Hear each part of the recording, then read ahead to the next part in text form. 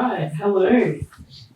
Now, if you're here for green metals, you are in the wrong place. It's in the MediaTech. If you're here for climate-ready communities and adaptation, you're in the right place.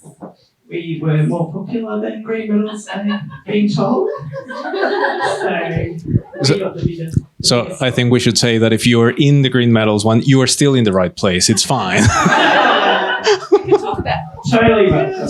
Totally welcome to swap right now.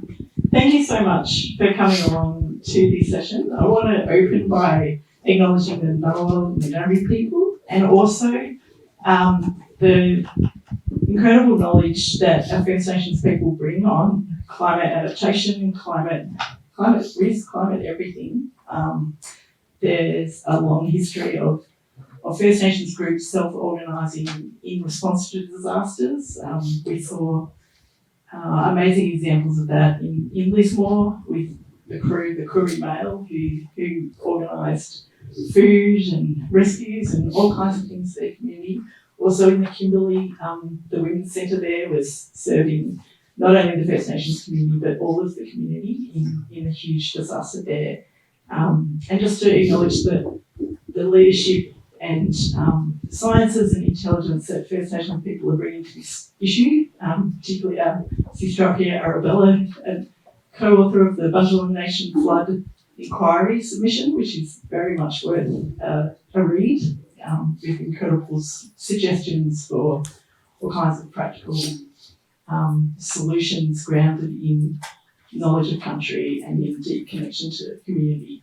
So, acknowledging that and thanking you. This session is about policy and stakeholder collaboration to create climate-safe communities. And we're at this kind of constellation of like big cost of living pressures, big climate impacts, and we're going to have a conversation today about the decisions and actions that we want to see to keep the community safe and to prepare for the future that we know is coming down the line, as well as coping with current reality. So we have an amazing panel of experts here to talk to us today. George Chapa is Chief Impact Officer of the Green Building Council of Australia. Kate Wylie, Dr. Kate, is with Doctors for the Environment and an advocate for action and health. And Sharanjit Paddam is Principal Climate Analytics with Finity Consulting, and an expert on all kinds of managing risk. And we have Amanda Sturgeon, who's CEO of Biomimicry Institute and an architect and author. So just a little bit of context setting. This session is about things that are really dear to our heart and things that are really important. It's a safe home, a place to live that we love, communities that are connected, and people that we love who we want to have a vibrant and healthy future. That is what we're talking about when we're talking about climate adaptation and healthy community. And we're seeing all over the country communities leading the way in responding to extreme weather and climate impacts, but they shouldn't have to face it alone. And there's a big tapestry of action that we need to see happen to follow the lead of communities who are leading, but also to support them and kind of scale up impacts. The scale of impacts is rising, as we are all well familiar. One stat that really blew my mind when I heard it was 2022, that 316 out of 537 local council areas were disaster declared. In 2022, 316 out of 537 local council areas. So floods, fires, cyclones and storms. And that meant that 68% of Australians were impacted. And in Black Summer, that went as high as 80% of the population. Bushfire, smoke, all kinds of disruption. So, and another one that just puts it into perspective was the Insurance Council of Australia saying extreme weather events in 2022 cost every Australian household $1,532. And obviously that's a broad average that does not capture the kind of inequality of those costs. I think in Lismore it was more like 20K per adult. So this is the kind of scale of the challenge that we're facing. But adaptation is about people. And we, with Climate Action Network Australia, we recently went to Canberra with a group of community survivors of flood impacts all over the country. And there was a few people there, so I'd quickly shout out, just when I'm thinking of this issue, this is what I'm thinking of. There's people like Auntie McRose Alou, who's a tireless advocate for her community in Torres Strait, where they're working to protect their cultural heritage from rising seas. There was Jade Hilton, who is a 22-year-old volunteer firefighter who coordinated for months in Kangaroo Island a kind of response for her community. Brendan Donoghue, who is totally blind, and when his apartment building flooded in Brisbane, he didn't know that the exit points of the building had been changed, and he was alone in his flat with the intercom and lift not working. And he had to navigate his way out of that building despite not being able to see. And there's people like Chelsea Whitney from the Northern Rivers who is coordinating to help the community figure out how to address the housing crisis that's in Lismore. So, and some of the figures she's put together are around the number of houses impacted there. They had 5,300 homes uninhabitable and 14,600 damaged after that event. And there was 6,000 applications for a New South Wales Resilient Homes program to try and address that through retrofits, raising house raises or buybacks. But by April 24, there's had been one house raise, no retrofits, and 804 buybacks.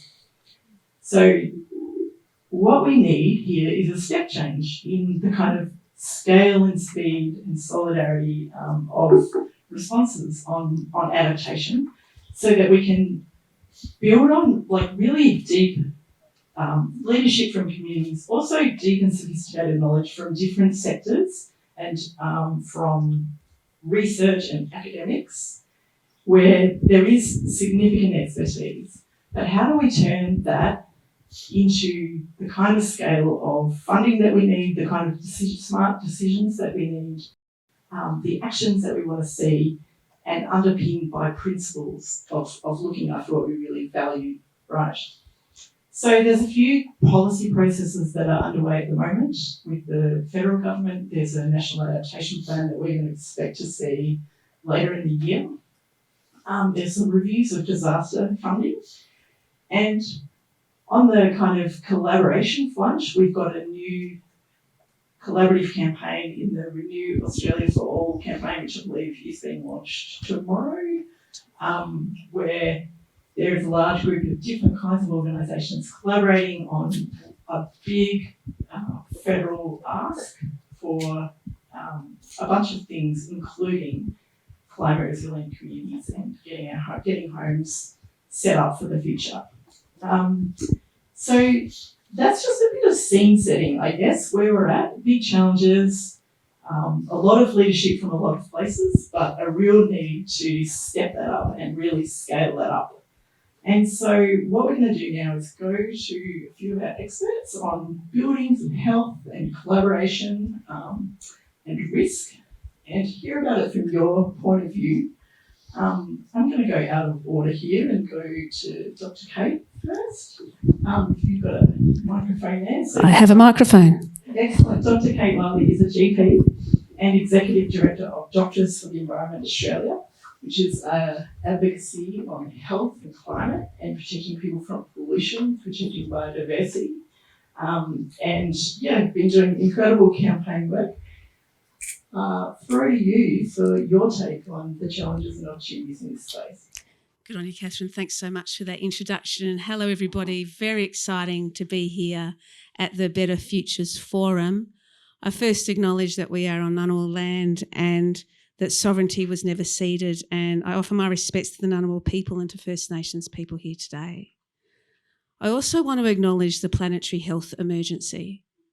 So we are in the danger zone for climate change, biodiversity loss, phosphorus and nitrogen waste, plastic pollution, land use change and fresh water due to our human-made actions, most notably our over-dependence on fossil fuels and, of course, deforestation. You know, we've really made a mess of things on this planet, so let's acknowledge that. You know, so a conversation about climate-safe and climate-ready communities is timely, and I really welcome that, because I think the other thing we need to acknowledge is our communities are not climate-safe and they are not climate-ready. You know, as a doctor, I'm seeing the planetary health emergency play out in real time in the world around me. Heat waves in winter. So heat waves means death and disease from heat-related illness. It means more heart attacks. It means more stroke. It means more kidney disease. It means increased suicidal ideation, increased domestic violence. We've seen storms, extreme weather events, and what does that mean?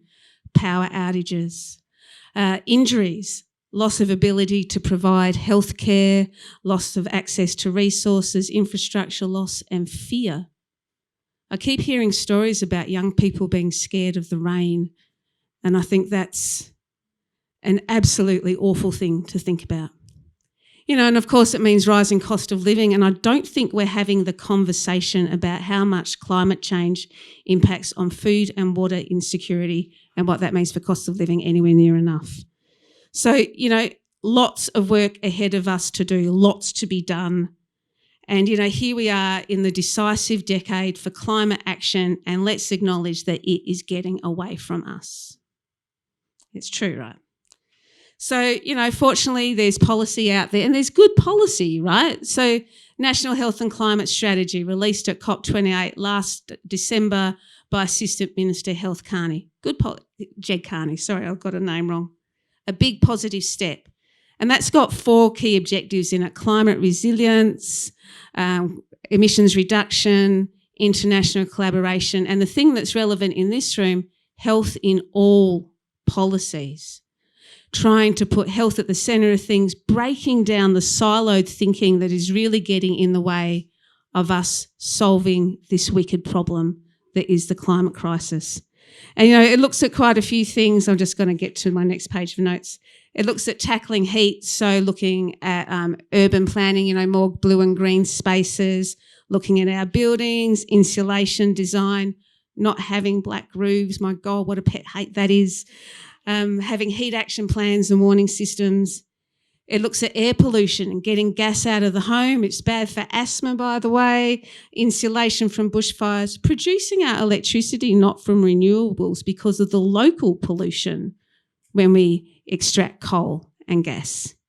Of course, reducing transport-related air pollution. So that's active transport, setting up our communities to reduce our over-reliance on cars, encouraging walking and cycling, which is good for your health, good for your planet, and good for your hip pocket. Win, win, win. So that's just a few examples, and there's a lot to unpack there and a big discussion. And of course, you know, we always have to remember Australia is a big country and we have to have local responses to these problems. And there needs to be lots of conversations, I think, about with different communities across Australia, putting people at the heart of what they need for their community to be climate safe and climate ready. But the last point I really want to make is the importance of supporting good policy by backing it up with proper money. So, you know, National Health and Climate Strategy, good policy, aims to address climate change, the greatest health problem facing humanity according to the World Health Organization. You think you'd support it in the budget, right? Yeah. So this year it got $5 million for research, and 2 years ago it got $3.7 million over 3 years, and it's got a small unit in the CDC.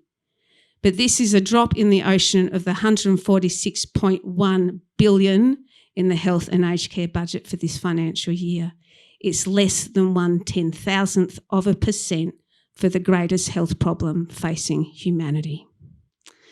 So I think the thing we really need to have climate safe and climate ready communities is to stop paying lip service to the problem, put it front and centre as the greatest problem that we're facing, and properly fund the solutions.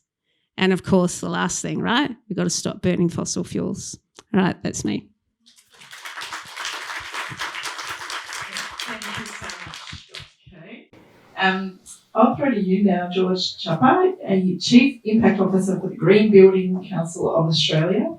So George looks after strategy, partnerships, products and services, including Green Star, basically with a focus on the built environment and making buildings more resilient, positive places for people and for nature.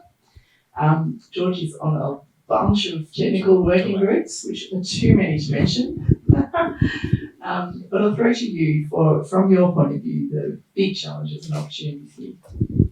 I have to say, I don't think I could possibly top what Kate has said, because that was, I think, a very good summary of the situation, and I think it helps delineate both the challenges that we have, but also that they're not intractable challenges. And I think that's really important when it comes to making more resilient and climate ready communities.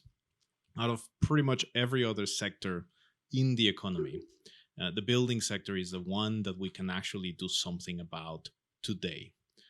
Giving an infinite amount of money and an infinite amount of people, we could literally change every house tomorrow. That's how doable this is. Or 99%. Let's give ourselves a little wiggle room just for fun. But it cannot be stressed enough. So the question that we've spent time thinking about is, why hasn't this happened, right? You've said it, win, win, win, right? Like, we can do this, good for you, good for the health, good for the environment. Why is this such a problem? And we do think about a lot of the challenges. One, it is worth recognizing the scale of the problem. And when we look at just electrifying houses in Australia, if we were just going to remove every gas connection to every building in Australia, we're talking 6 million of them. And if we had started 4 years ago, that's about 500 homes we'd be disconnecting every day between now and 2050. Right? There are genuine challenges to doing this. We don't have enough people. We don't have enough resources. And I think the other element is, we're just not having a very clear and open discussion about what it is that we need to do. We use things or say things like, we'll let the market decide, or we'll try and drive. We want to have some choice element to it. But the relevant amount of options that we have between now and, say, 2050, if we want to set ourselves a goal, is narrowing very, very quickly. We don't need to think about what options we could have to make, say, buildings, to make buildings friendlier in terms of not burning gas, right? We don't have multiple choices, we just have one, but we coach ourselves in a certain way in terms of talking about things. We talk about making our houses more energy efficient, which is true. We need to make them much more energy efficient, but there's a lot of them, and we'll build a lot more. And we could articulate a series of steps to make that happen. But it's hard, it's expensive, and the last item is, most people have a day job. And I cannot stress that enough. Most people genuinely think this is the best we can do, because we do live in a situation where there's a national construction code, there's a whole series of steps that in theory should protect us from these things happening. So we do need to have good articulation of what policy outcomes we want, but we also need to be very clear about what goals we need to have. And also that us saying that these things need to be fixed does have an impact to everyone right now, in terms of how, if your house is exposed to, say, potential flooding, that's a problem for the person that owns the house today, right? They cannot sell it. They cannot do something. They may not be able to get insurance. They may not be able to get a mortgage. These are questions. These are actual decisions that are difficult decisions to say, that do require a lot of courage to say them, but also require a lot of policies to make the changes that we need to do to make them happen. They're all solvable, but it requires a lot of work and effort to make them happen. Some good things are in the outlook, I'd say. One, I do think broadly speaking, mostly there is an awakening happening in the planning space and in the legislative sense that, hey, these things matter. We're seeing that in the finance sector. That happens over and over, and Sharanjit will tell you more about that. But we are seeing these conversations play out. People do come to us and say, I am now having to grapple with this somewhat intractable problem. How do I move past it? And those are good things. But we also need to recognize that the question, the impact that this is going to have on people is significant, and we have to carry them with us to actually deliver the goals that we need. In some cases, the things that we're asking people to do, they have no direct immediate benefit to them in some cases. In some cases, it is an initial cost. In some cases, it is a significant cost to their houses. And from their perspective, you're asking them in some cases to go against their immediate material benefit. And we have to get past that problem. And that goes to what Kate said, which is we just don't need to be talking about the problem. We need to fund the solutions. The good news, they're available.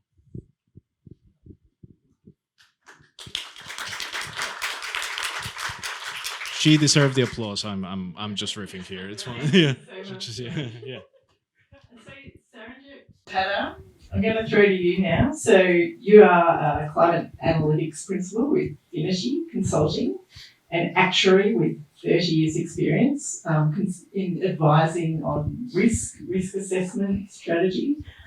You have won multiple awards for leadership in climate and insurance, and you're advising insurers, banks, investors and governments on climate risk. You also authored a research report on home insurance affordability, which I know is a really critical issue for people right at the moment. So I'll throw to you your thoughts. Thank you. So this report that you mentioned there, maybe I'll start by talking a little bit about that, and it's kind of the challenge, because one of the things that we were very keen to challenge with this report is the idea that, climate is these future costs that we have to fund, that it's all about, what's going to be the cost of acting on climate change. Whereas I see very clearly the costs are already here. We're paying for climate change already. It is driving up cost of living, as Kate has said. And where we see it very clearly is people's insurance costs.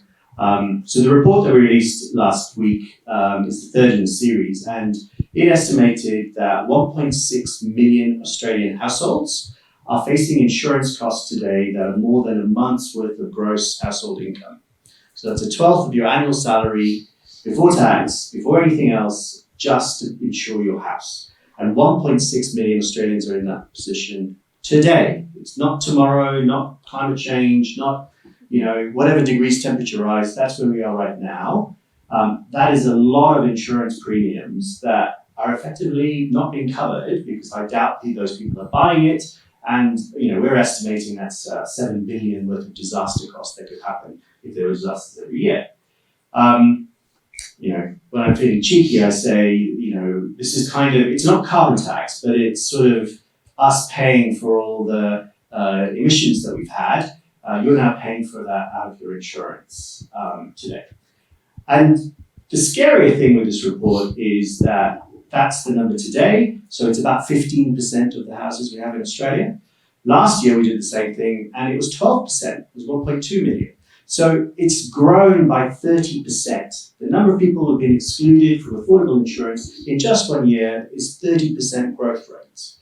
The year before it was 1 million, so it was 10% of properties. So we've gone from 10% to 12% to 15% in just the last 3 years.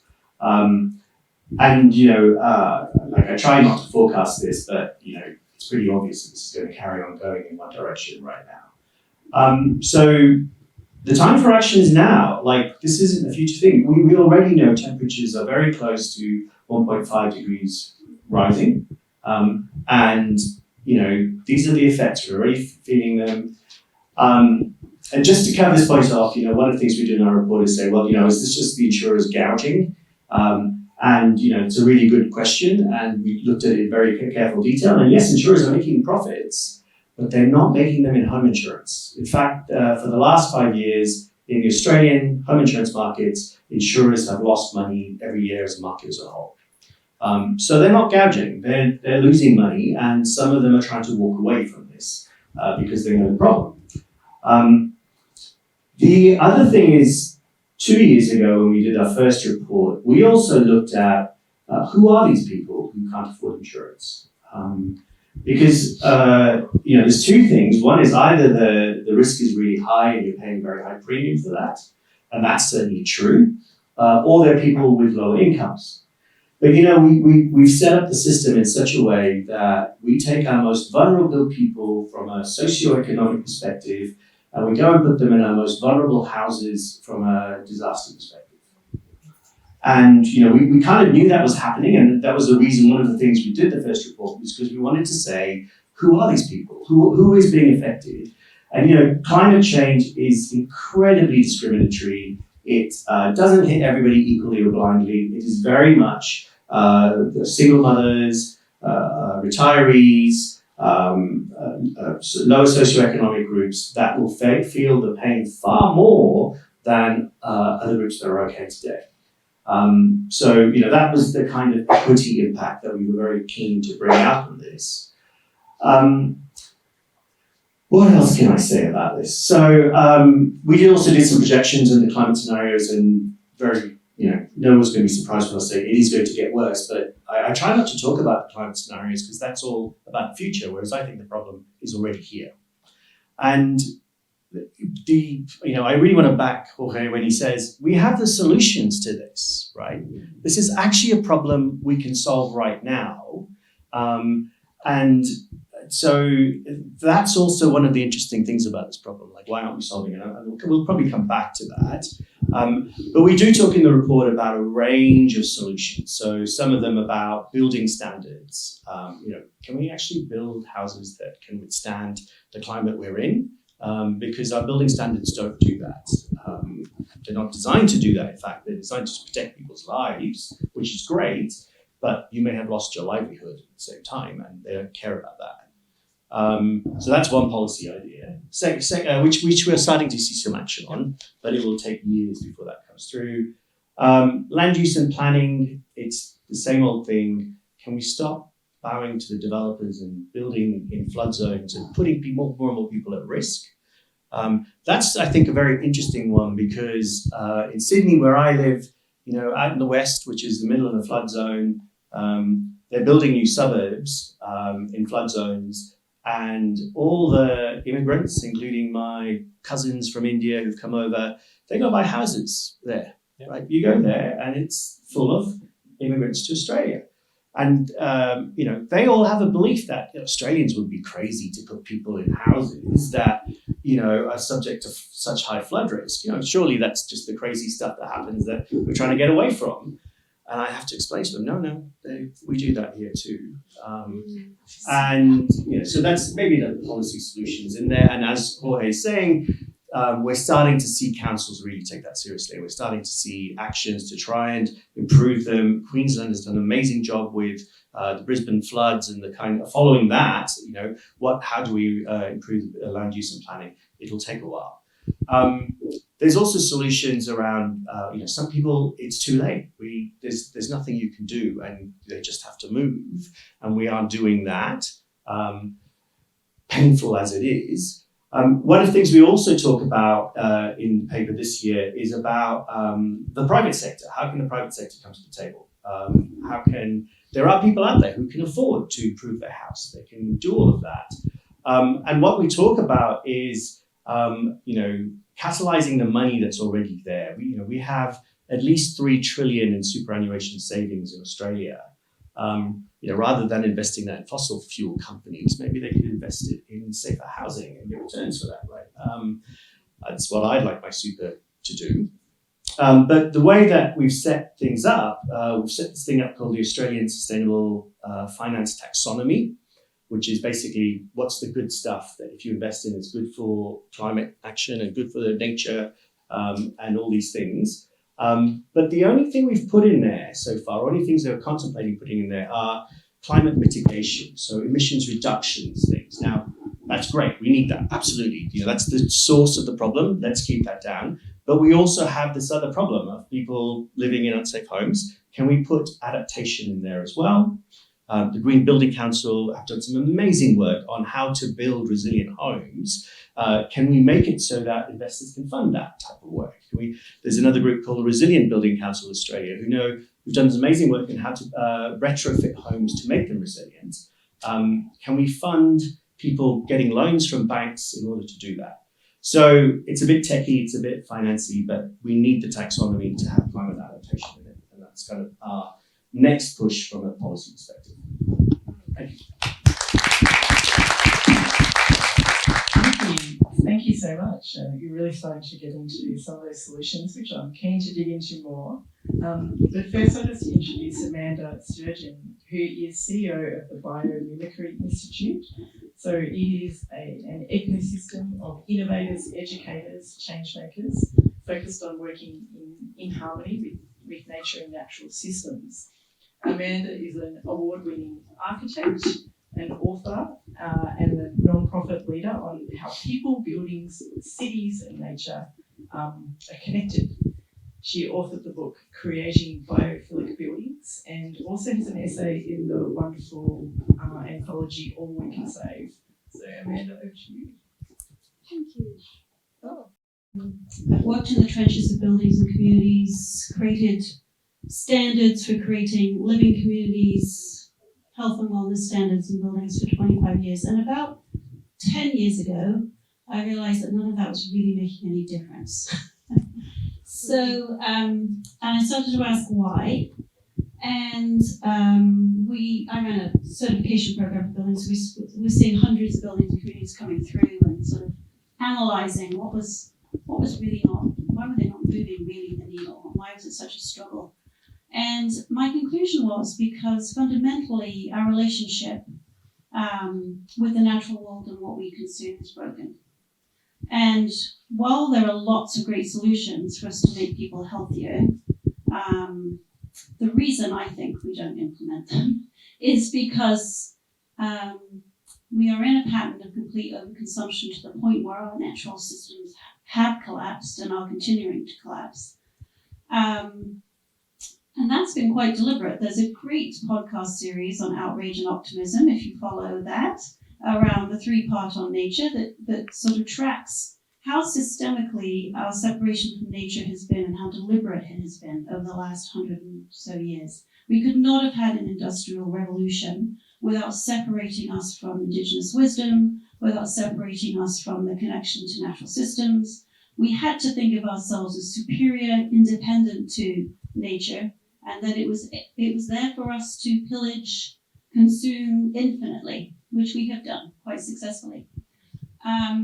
So that essentially underpins the kinds of buildings that we value, the kinds of decisions we make as a society, where the money goes. And I think we're now at a juncture where we have to not just ask for more money to solve the problems. I mean, I feel like I make an analogy. It was like my kid ate 10 bags of sweets, of lollies, and then I'm trying to say, okay, let's get you to the hospital and make you feel better. No, it's like you should have had one, right? One sweet. And I think we're at the place where we have to look at our overconsumption, our reliance on natural systems, because they are collapsing. Just a World Economic Forum report that I was part of commissioning a couple of years ago said that we have $31 trillion of global GDP at risk of nature collapse.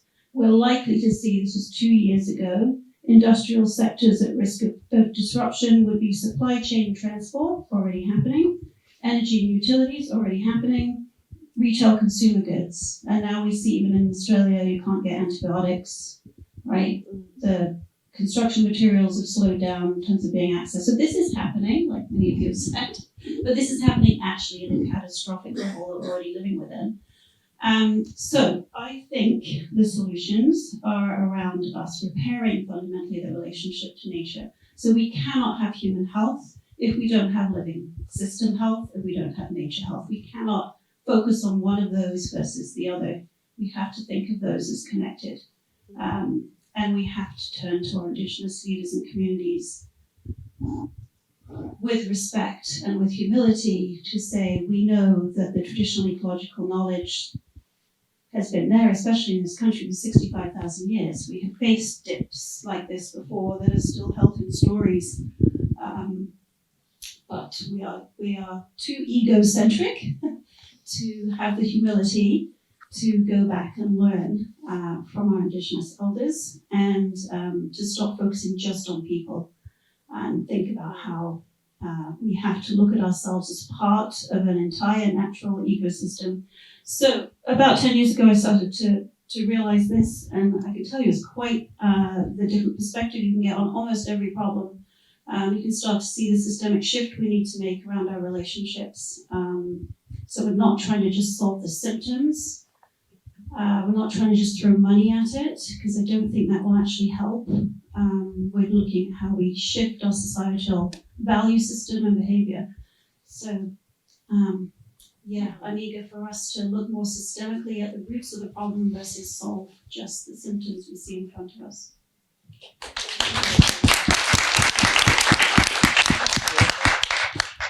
Thank you so much, Amanda. So just to get the discussion kicked off, I want to first ask each of you around big levers for change, which you started to go into there. But actually first I just want to go to you, Sharanjit, on insurance.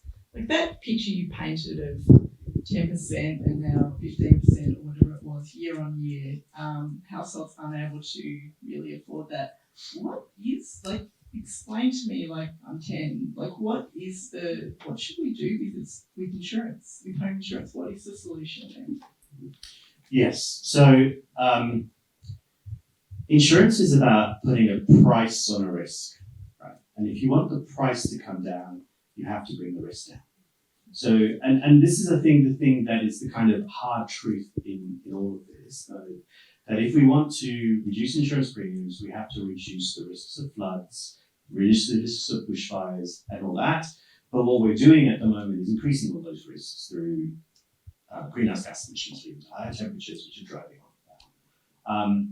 That might have been a more philosophical answer to your question. But that's kind of at the root of it, and that's the core part of it. So there are ways of reducing the risk. One is to stop emitting greenhouse gases, which we need to do. And then, it talks about the types of houses we build, and I've talked about, what we build and where we build is incredibly important. And also, how do we improve the quality of what we have today? So that is through resilience measures. So, and these things actually don't cost that large amount of money. Like it's actually, $20,000 can fix a roof. If your roof is fixed, it's not going to fly off in a cyclone. It's not going to let water in. There is, $10,000 can stop all the entryways that embers get into houses and start fires. There are, there's also broader things connected with, which are not a part of insurance, but let's forget that for a moment. But better thermal performance at home, so we don't have excess energy being used to heat houses. There's a lot that can be done on the energy efficiency side. So that's the kind of collection of solutions that we talk about. There are things that people have done to try and paper over the problem, if you ask me, which is things like the cyclone reinsurance pool in Australia. It moves a little money around here and there, but it doesn't stop or reduce the risk of the cyclone or make your house more resilient against the cyclone. It just moves money around here and there. And I think we have to look past these kinds of band-aid solutions and go back to reducing the risk so we can reduce the cost of the risk. Thank you so much, and I guess that's how you keep people safe too. Yes. Okay. And Jorge, in buildings, what are the biggest levers for change that you would like to see? Look, a lot of it is going to be down to things that already exist and we just need to make better. And we do need a better construction code. And it sounds simple to say it, but we're still arguing about the code that was approved 2 years ago, 2022 code, which has yet to be fully implemented. So these are difficult conversations. We have planning policy. Planning policy already exists. We talk about the challenge of saying, why are people building in floodplains? The reason they build in floodplains is because that land was planned to be built, and that was released by the government, right? It's not like you randomly walk in and decide to build there just for fun. So there are already decisions that are being made, some of them like 50 years ago, right? Like, we're not talking necessarily a recent decision, where someone made an investment and a choice was made, and we're now having to walk back those decisions. And so it is about strengthening those policy aspects. I think it's also worth recognizing that we talk about buildings as a physical assets and like they're little independent units by themselves. And the fact is that the building in a city shapes the city. And I know it sounds very obvious, but we do tend to forget that. And decisions that we make in how we build things shape the community around it. And the biggest indicator of resilience that people have found is actually social cohesion. And so the more we make our cities less livable, and the more we make our cities, say, more gated, right?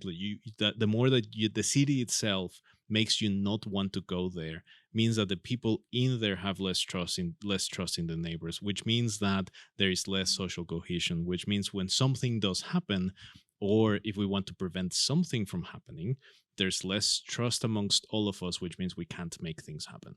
So decisions that are not even related to how you fasten your roofs or whether you electrify and so on, just literal planning, shaping decisions, right? How we're going to structure the layout, what sort of community facilities we're going to provide, what sort of programs councils or developers or whoever is the responsible entity is going to do to try and bring us all together in a way that is inclusive matters. And it matters a lot. So there's the policy aspects, regulation, but I think there's also a responsibility in us thinking about how we design things to enable the climate actions we want. If we create cities that make you feel that you're in it just for yourself, or that you're just specifically an individual, it's really hard to implement collective decisions that make the things we need to achieve, the things that Sharanjit is talking about, the changes in relationship that Amanda's talking about, and even just improving our own community health that Kate's talking about, become really difficult. And that is the way we shape the cities that drive that.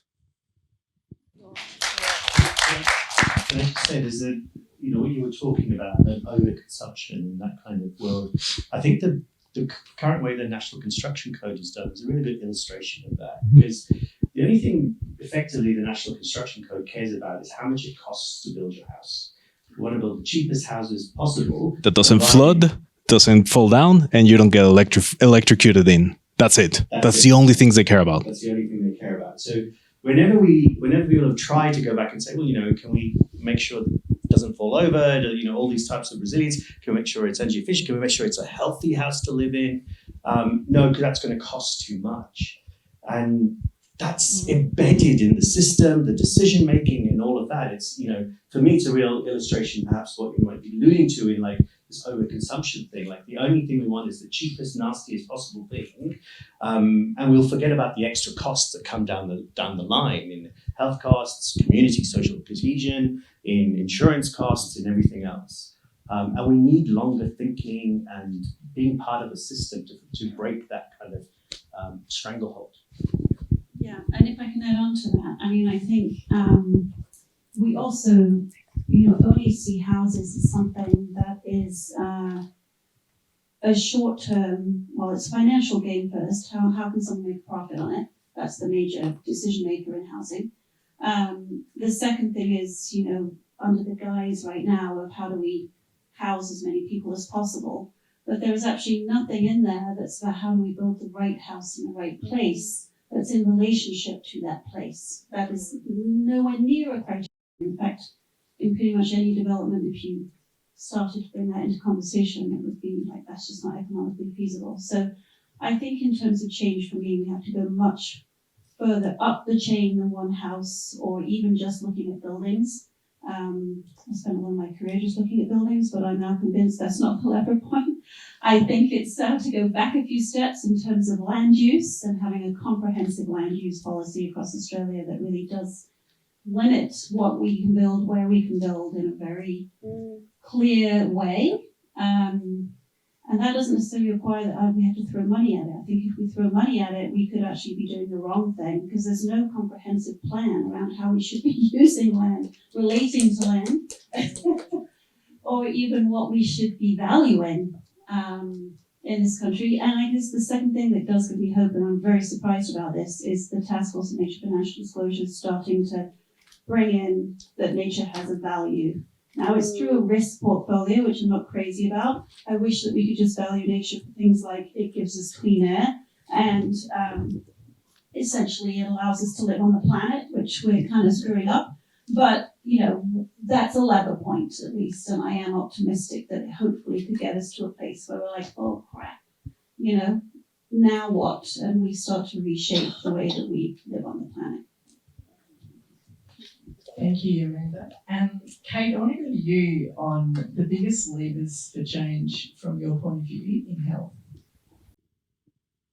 I think the most obvious thing is mobilising the health workforce. So the health work, we're the biggest employer in the country, so more people work in health than anything else. Another point about health is that we're in every community in the country. So, no matter urban, rural, rich, poor, culturally and linguistically diverse First Nations communities, the healthcare workers are there. Yeah, and pretty much 90% of the people go to see a doctor once a year. 70% of people see a doctor more than once a year. And so, if we had a mobilised, climate-aware health workforce, we'd do a lot of good work in changing the narrative around the need for climate action. Look at the nursing community. Could you imagine if every nurse was full bottle on the need for climate action and what that would mean for community understanding and community awareness? So, the National Health and Climate Strategy talks about enablers. And for me, the big enabler is our workforce and properly funding our health workforce to understand the problem, but then communicate about the problem. I really, really agree with what you say about our loss of connection to nature, and that is a fundamental problem that we're facing as a humanity, that we don't feel kinship with our non-human kin, that we don't feel kinship with our beautiful world. I think we've lost this essential part of ourselves. And so if we could activate that, I think perhaps we'd have a bit of a chance. And I really do think that needs to be place-based. So, what is right for the people here is not the same as what is right for I live on Kaurna land. It's not the same for what is right in the far north or all the different communities in Australia. So if someone gave me a big pile of gold, I'd be spending it on lots of community conversations, really hearing from people what's important to them, what the solutions are that are important to them, and how we can be part of something together to create transformative change. And, that'd be lovely. A wicked problem though. Yeah. Thanks so much, Kate.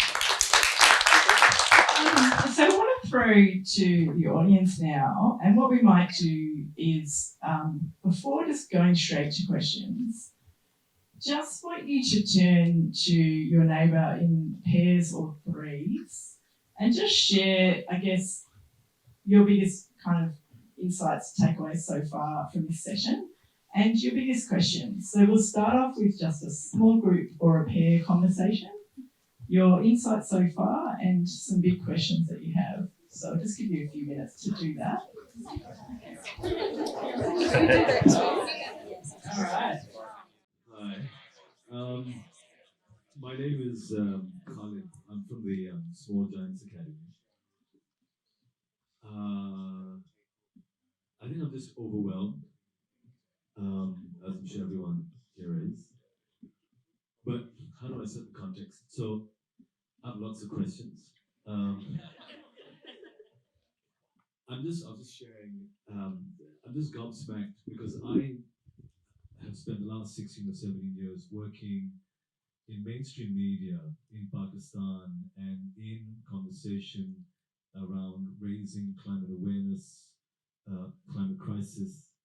And just to give you a little example, I'm gobsmacked that the conversations I was having there are very similar to the conversations that I'm seeing play out here, where we talk about, and luckily someone from the government, maybe next time, we talk about, there was mention of good policies in place, as there are in other parts of the world. Just to give you an idea, so in Pakistan, provincially, the EPA has apparatus set up in various nodes and points in the major cities to measure air quality, and none of them work. And they have a responsibility. So if they're building a highway and they're disrupting the natural environment, they have a responsibility to bring that case to the public and have a public hearing. They've made the decision before they've come to the public. And so they tick the box. And so these are conversations and challenges that a lot of the countries, I dare say, in Asia are facing. And then there's similar conversations happening here. And so I think I'm just gobsmacked and overwhelmed.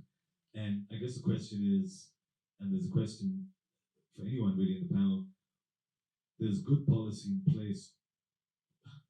The obvious question is, why is there no implementation of these good policies? And Amanda, I think one of the reasons I'm overwhelmed is because I'm a parent, 3 small kids, and without getting too emotional, how do I, and again, might seem like an obvious answer, but how do I rebuild their relationship to nature? And what do I tell the kids? Wow, okay, they are big questions. And you're not the only one here who's gobsmacked and overwhelmed, I'm sure. Trying to answer that very big question. Parent myself, but mine are 21 and 24, so having very different conversations about how might they play a role in, I would say get us out of the mess, but adapting to the mess. So yes, and that nature connection. I think it's critical that we focus our kids on that reconnection. I think that potentially could be more powerful than anything else we could do. And I think that looks like a multitude of ways. Mike actually went to a nature outdoor school through 5th grade, but I mean, there's multiple ways you can do that. I think, that's the biggest gift you can give your kids is to have a sense of kinship, as Kate said, kinship or of a relationship with nature and natural systems, and to begin to understand the depth and wealth of Indigenous knowledge in this country. I think absolutely that's the biggest gift. I think if our kids can then begin to think in systems, I think that's what we'll need. We'll need system solutions we've never been able to conceive of before. We'll need radical partnerships.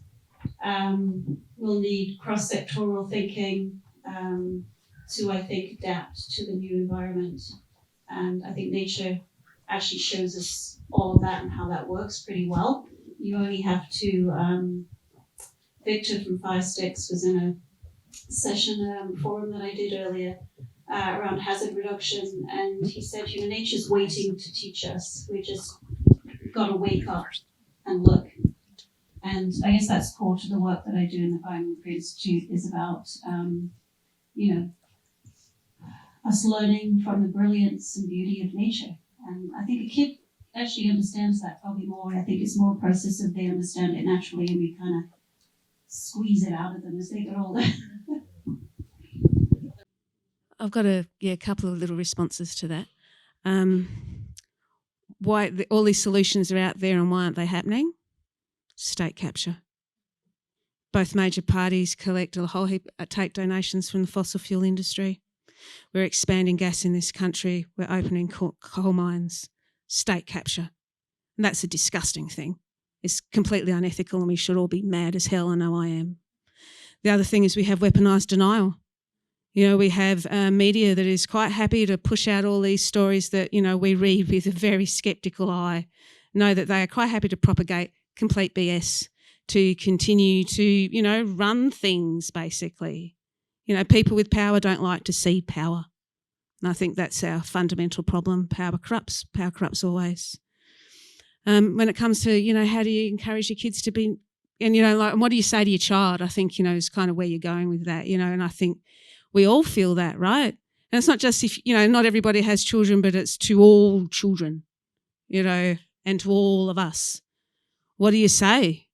You say, I'm just going to try. I think that's the only thing we can do is just keep trying and try every day and try as hard as we can. Yeah.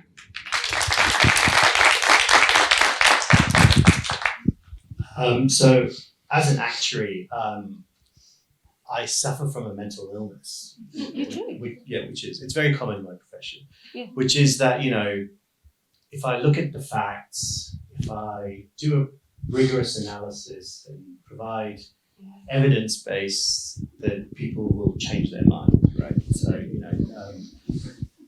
it's a mental illness. There are a few sufferers from this. I had at a period of time, so I advise insurance companies and banks and governments.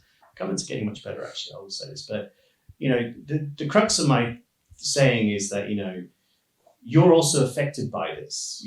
If the climate changes, you're going to lose money. I put it in their terms. I don't say, about their kids or anything. I say, you're going to lose money and your business is going to go down the drain. And I show them the analysis that my profession does to back that up, hardest science, everything we got in there. And they go, oh yeah, but that means we'll lose money this year. And off they go, right? So it's kind of like, I think vested interests in, the nature of those decisions, because only people in power get to make decisions, right? And so the power structure is put. There is something else I want to say. You touched there on that feeling of overwhelm. I really want to encourage you to push through that, right? That's the thing we've got to keep doing, right? The part of that overwhelm is how the system has kind of set us up to freeze in these moments and not carry on through, right? And not get grounded back in our connection to nature and say, no, this I'm going to keep going here. So please push through that. And I think that I wanted to say that as well. The other thing I want to add is, you mentioned Pakistan. I'm from the Punjab originally, and I have actually found going back to my own indigenous knowledge and learning as actually a really good way to find a connection with nature, and the spiritual connection which comes with that. I'd strongly recommend that.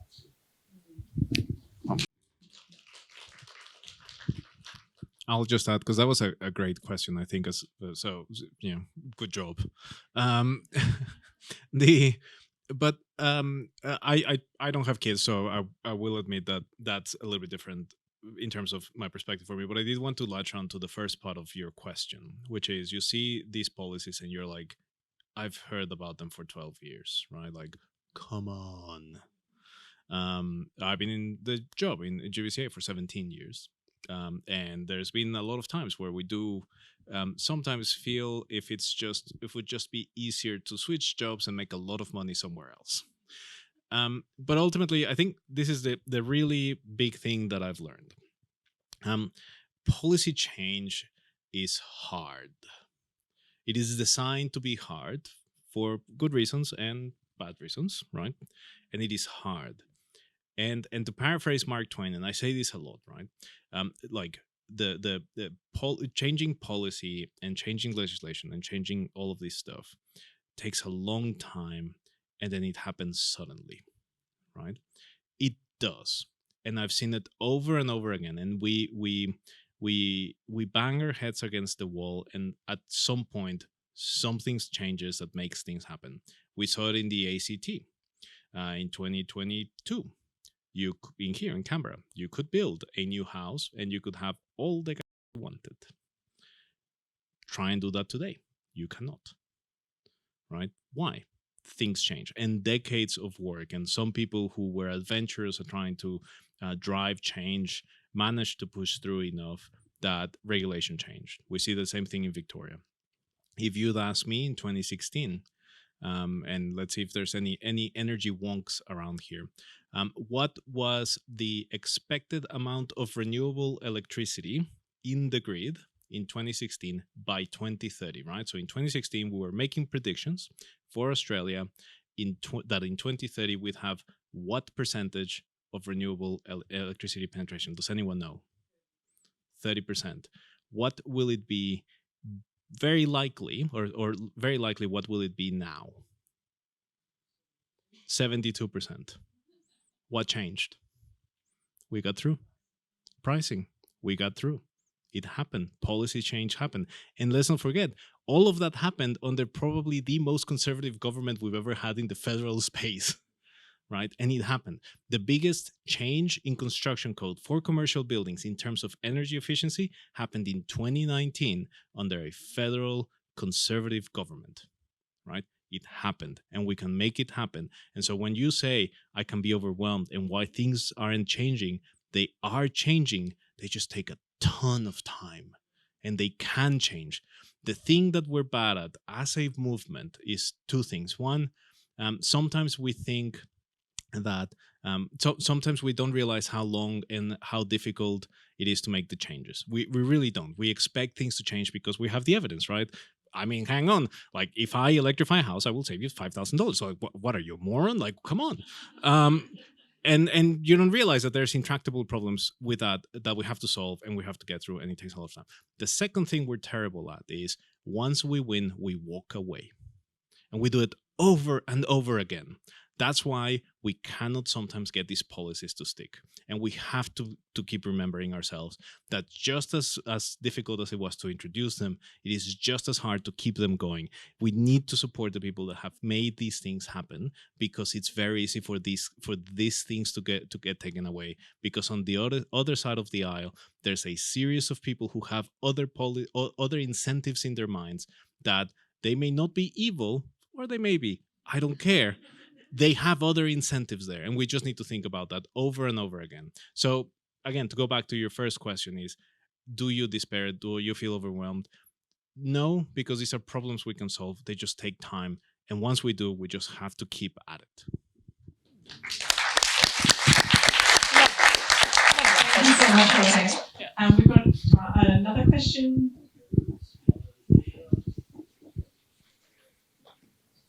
I've got one down the front.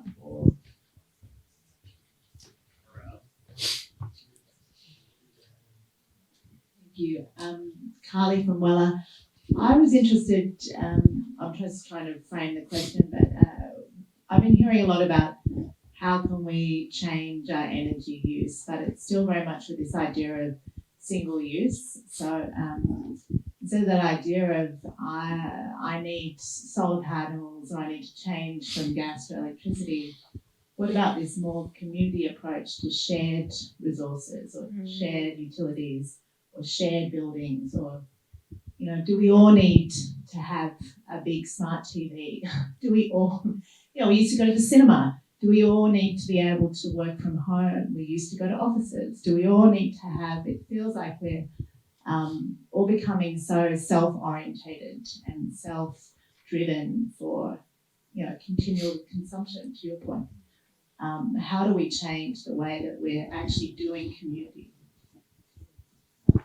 Yeah, I'll just build on your question because I had a similar one in mind. I think a lot of people have mentioned decisions and actions that were made collectively in the past that are now impacting individuals today. So, and kind of leading individuals to deal with it or clean up the mess. So how are we bringing the collective decisions and the collective responsibility into addressing these problems? So just, building on that. Well, I can speak from a building study. I have this dream that one day we can flex the spaces that we built that are so overbuilt. Like this space is probably used 3 times a week. The local church is probably used once a week. The school theatre is used 6 months of the year, you know, but we've got separate ones for separate uses. I actually love the remote working from home. I never understood why we have spaces for the day and spaces for the night and spaces for occasions and spaces for, I just, as an architect, I'm like, why do we build so much stuff? Like, why, you know, if we can share cars and we can share our, you know, Airbnb, and why can we not share spaces more effectively? So anyway, my dream is that we can build one thing and it's used for multiple uses. It's full all day and all night, and we're able to flex in and out of it, and it's not so much ownership over space. That's my thing. I think I don't know that it's the stuff, or the stuff is an issue, but we start with the spaces. We overconsume what we build, and we build way too many buildings for what we need. Yeah. And it's about talking to each other. It's community, isn't it? So, you know, the Red Cross did that great work about what makes you resilient to a disaster. And the best thing to be resilient was knowing your neighbour. And so, you know, who talks to their neighbours? Yeah, maybe that's where it needs to be. It means people at the back, they do. Yeah, hello, friendly people. I talk to my neighbour too. But, you know, maybe it's more of that, more of us just having conversations with each other rather than living in our siloed worlds. And then it's, yeah, I'll lend you my, you know, vacuum cleaner, or, hey, I've got a generator and there's a power out. Let's all plug in there. So, yeah, maybe it's just we need to be a bit friendlier to each other. I did, good to see you, Kylie. It's a great question, and I think it's also a symptom of that disconnection from nature. That I think there's something about nature that's about shared existence and valuing the sharing, right? That is, you know, nature has everything sharing everything, and it's kind of big sense of connection as well. It's all part of that, and I do think what you're talking about there, the lack of sharing, is a symptom of that disconnection. That's just my comment on that. I'll just add two things. One of the things, sorry, and I guess it's more of a rant, so apologies. But one of the things that drove me slightly insane during the pandemic was we kept saying, and I think there's still signs here probably everywhere, and we go like, keep socially distant. I'm like, no, it should be keep physically distant. Right? Why did we say that? Like, we did alienate ourselves for, you know, solid 2 years from everyone else. We made being in public and with people you know, dangerous, and of course everything that came with that. So I do think it is important for us to be very open and transparent about the fact that there was a little bit of trauma that happened around that, and it wasn't just that, right? There's obviously a series of decisions, but that's the latest one, and there's still a little bit of trauma that happens, and there's still a way that we now think of people and nuisance and the way we talk to each other in a way that is different to where we were last decade, and that's true. We're talking briefly, well, all of you were chatting, we're going like, you know, we have this information, we're trying to create divisions, and that actually is are things that are making it harder for us to talk to each other. But the thing that I wanted to talk to you, that I wanted to also note, is what you said about like, hey, why do we think about this stuff in ways of like individualistic, right? Like, we need to build a new theater, we need to build, and why they're mostly empty. I think that's actually a really interesting thing, and it's actually something that slowly, let's say, eventually will come down to becoming policy. So we have some examples of things like that happening. Say, for instance, in City of London, where there were building developments that were stopped because they could not justify the reason for the building to exist. And so they said they were proposing to demolish an existing building and create a brand new building that was just fancier and bigger. And in one case, like it was going to be like a big tower with a just a lookout at the top, right, and so on. And you know, so the City of London's credit, their question was they framed it in terms of upfront carbon, very specific technically, right? How much upfront carbon are you going to generate? Is that in the interest of the climate goals? But you can see a world where that does become policy. You can see a situation where those conversations become real. Why are you building that when we have a lot of other cinemas, right? Why are you building a new? So there is actually a policy question around the role of sufficiency that will eventuate. And that's genuinely, it's not a weird thing that a few people have saying. Again, City of London has asked for it. It is in the Declaration of Chaillot, which is in Paris in March, where the term sufficiency was mentioned. Do we have to build enough? Do we have to build everything we want to build, right? It actually has a meaningful policy response that we're all going to have to grapple with. Yeah, thank you. I know George Bomboy, the journalist, has called it, as he say, public luxury and private sufficiency. Yeah. So this idea that we can have public luxury. Yeah. So Victoria, question. I can just shout. So we have a federal election coming up. If we had a wish list, what would we be asking for so that we can actually address the scale of the problem at the speed it needs to be done, but also ensure communities are I think you're stealing the last question that we had for.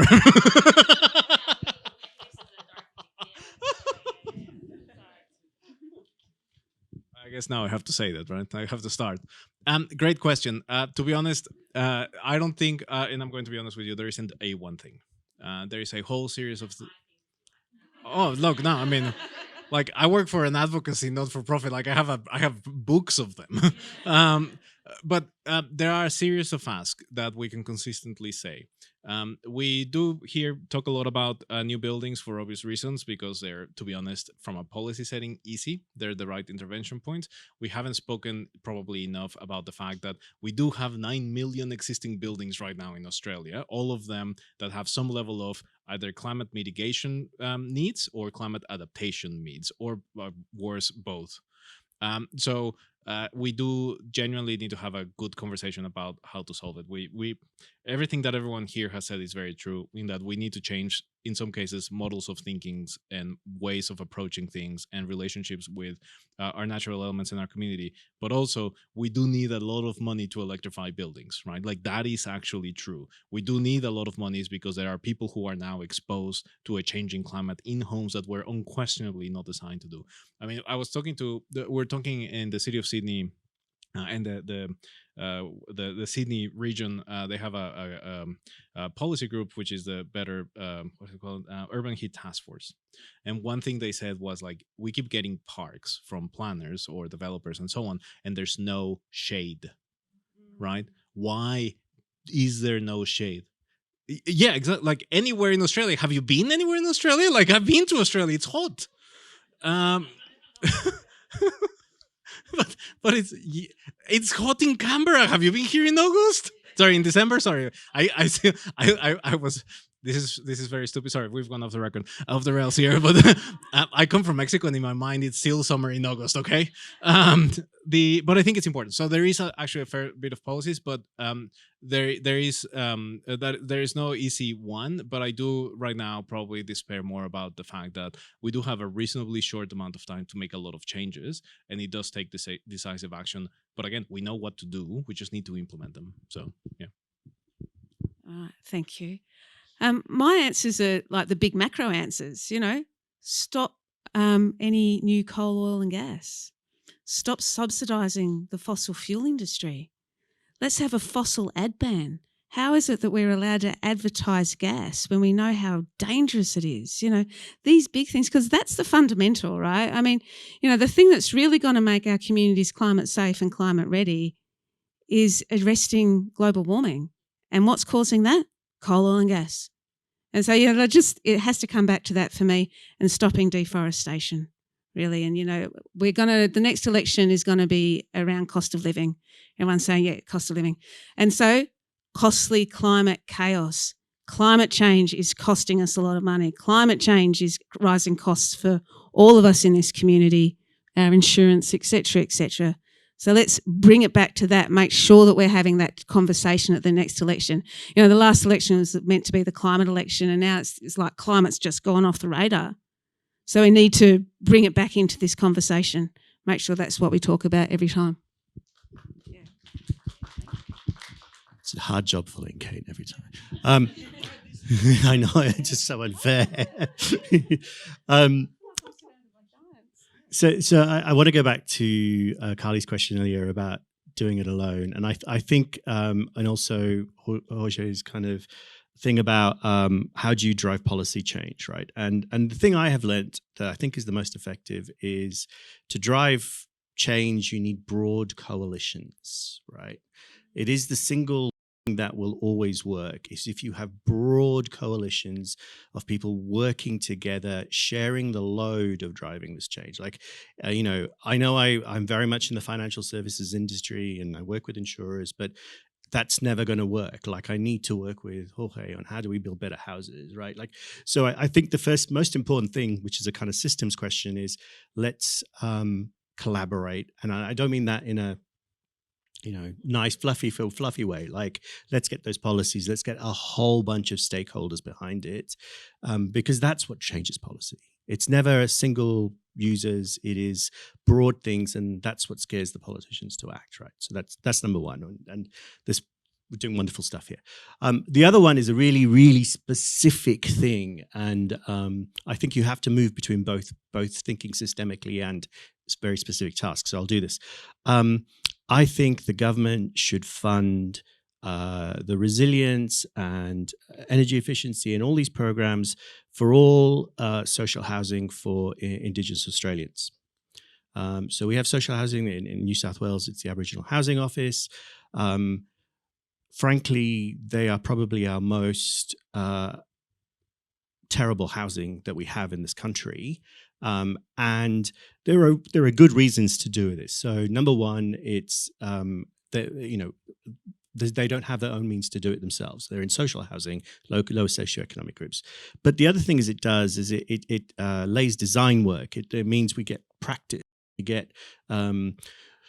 We get supply chains built. We get people trained up how to do it. We solve some of the social imbalance that comes with it. So I would say a nationally funded program to make our Indigenous housing, social housing, the best in the world from a green perspective, from a resiliency perspective. And I think that will actually drive systemic change. It'll change a lot of things. Yeah.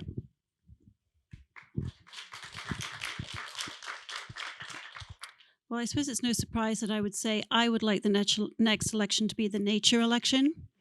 I think if we can't get the Australian people to mobilise around the thought that those cute little fuzzy ears of the koalas are going to be no more very soon, like what can we all get behind? Seriously, I cannot believe that koala extinction, which is nearly here, is not something that we will vote over or press. Or the barrier reef, you name it, right? I mean, just giving the cute cuddly one for a minute, because you'd think at least that would reach everybody's hearts. But I think we haven't had a nature election. We don't prioritize even making this a nature election. I think it's great. We should be pushing on fossil fuels, but that's not the only thing that's causing a crisis, because if we then tip to renewables that require excessive amounts of mining and land clearing, we're still relying on beef as a food that we're exporting overseas. It doesn't matter if we move away from fossil fuels, we will still have a system that doesn't work. So I do think we should be not pushing one issue like just renewables. I think we need to be pushing a much wider systemic thing, and that's why I use nature, because I feel like it must surely connect to everyone's heart, even if it's deep down there somewhere. We should be able to mobilize people around stopping land clearing, and stopping the extinction of our species. And I believe if we did that, we'd probably then just roll into also stopping fossil fuels and other things, because we would have to. So yeah, I'd love to make it a nature election. That's in my dreams. Thank you so much. Aaron, we've got time for one more question. We're going to keep it really short. Arabella? Hi, a couple of things, and I think you're right. I'm glad to hear some of the comments. It's not the AHO that's state-owned assets. It's actually New South Wales Aboriginal Lands Council, which all pay insurance and are the most vulnerable section of New South Wales. So AHO is just owned by state.